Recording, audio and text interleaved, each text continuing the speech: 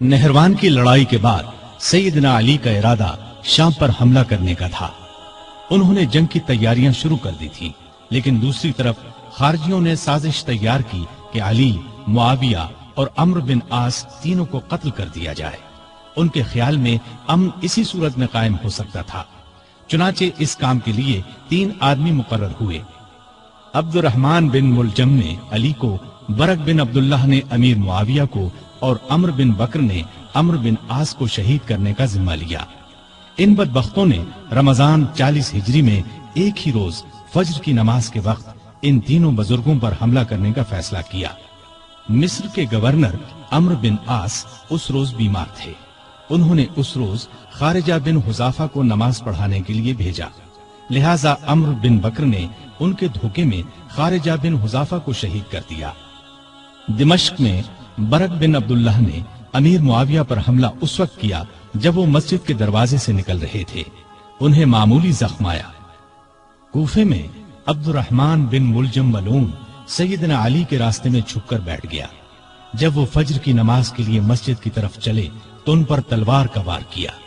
Sir पर शदीद जख्म आया। इब्ने मुलजम को गिरफ्तार कर लिया गया। सैयदना अली ने अपने बेटों हसन और हुसैन को बुलाकर कुछ नसीहतें की और अपने कातिल के बारे में फरमाया, इसे खाना खिलाओ, पानी पिलाओ और अच्छी तरह रखो। अगर मैं इस जख्म से मर जाऊं तो इसे कत्ल करना। शरीयत का यही हुक्म है। इसके नाक और कान वगैरह न काटना। अगर मैं बच गया तो मेरी मर्जी, चाहे इससे बदला लूं या मुआफ कर दूं। इब्ने मुलजम की तलवार जहर आलूद थी। वो उस जख्म से शहीद हो गए। इन्ना लिल्लाहि व इन्ना इलैहि राजिऊन। ये रमजान की 17, 18, 19, 20 या 21 में से कोई तारीख थी।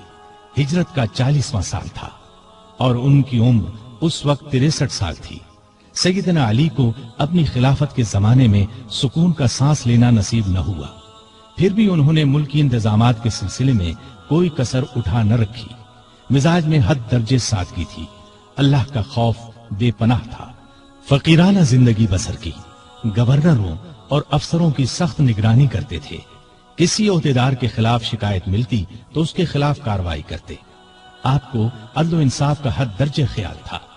सबसे पूरा इंसाफ करते थे, यहाँ तक कि अपनी जात से भी इंसाफ करते। हर एक के लिए उनका दरवाजा हर वक्त खुला रहता था। बिला रोक टोक कोई भी उनके पास आ सकता था। रियाया पर बहुत मेहरबान थे। उनकी बेहतरी के लिए जो हो सकता था करते थे। बाजारों में गश्त करते थे।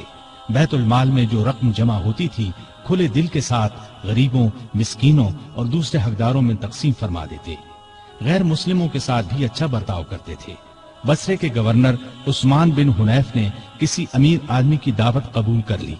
आपको इत्ला मिली तो उसे लिखा, ऐ इब्ने हुनैफ, मैंने सुना है कि बसरे के एक दौलतमंद ने तुम्हें बड़ी शानदार दावत दी। तुमने ये दावत कबूल कर ली और किस्म किस्म के खाने बड़े इत्मीनान और बड़े मजे से खाए। मुझे तुमसे ये उम्मीद नहीं थी कि तुम इस किस्म की दावतों में शरीक हुआ करोगे जिनमें गरीबों को पूछा तक नहीं जाता। अपने हक से ज्यादा बैतुल माल से एक पैसा भी लेना हराम समझते थे। मुल्क की हिफाजत के लिए छोटी बड़ी फौजी छावनियां कायम की। कई मजबूत किले बनवाए। दरियाए फुरात पर एक पुल बनवाया। बाज जगहों पर मस्जिदें भी बनवाई। उम्र भर किसी न किसी सूरत दीन की खिदमत करते रहे। काफिरों के खिलाफ तमाम बड़ी बड़ी लड़ाइयों में रसूलुल्लाह सल्लल्लाहु अलैहि वसल्लम के साथ रहे। हर लड़ाई में जान हथेली पर रखकर लड़े। यमन के हजारों लोगों को अपनी कोशिशों से मुसलमान बनाया। उनको एक बार इत्तिला मिली कि कुछ लोग हैं जो उन्हें माबूद मानते हैं। आपने उन लोगों को पकड़वाया और सख्त सजा दी। अलबत्ता जिन लोगों ने तौबा की उन्हें छोड़ दिया। सैयदना अली रजी अल्लाह अन्हु ने मिसाली जिंदगी बसर की। तमाम जिंदगी मामूली से मकान में रहे। दरवाजे पर कोई दरबान नहीं होता था। शान और शौकत से नफरत थी। कपड़ों में पैबंद लगे होते, पैबंद खुद ही लगा लेते। दुकानदारों को चेक करते थे। अपना वजीफा और दूसरी आमदनी खैरात कर देते थे। एक दिन अपने खादिम कंबर को बाजार ले गए। अपने लिए मोटा झूठा कपड़ा खरीदा, उसके लिए कीमती। उसने कहा, میرے لیے ایسے کپڑے کی کیا ضرورت تھی؟ آپ نے فرمایا بھئی تم جوان ہو، تمہارے لیے اچھا کپڑا ہونا چاہیے، میرا کیا ہے، بوڑھا ہوں، بازار سے سودا خود لاتے۔ زریر نامی شخص نے آپ کے دسترخوان پر سادہ کھانا دیکھ کر کہا آپ کو پرندوں کا گوشت پسند نہیں؟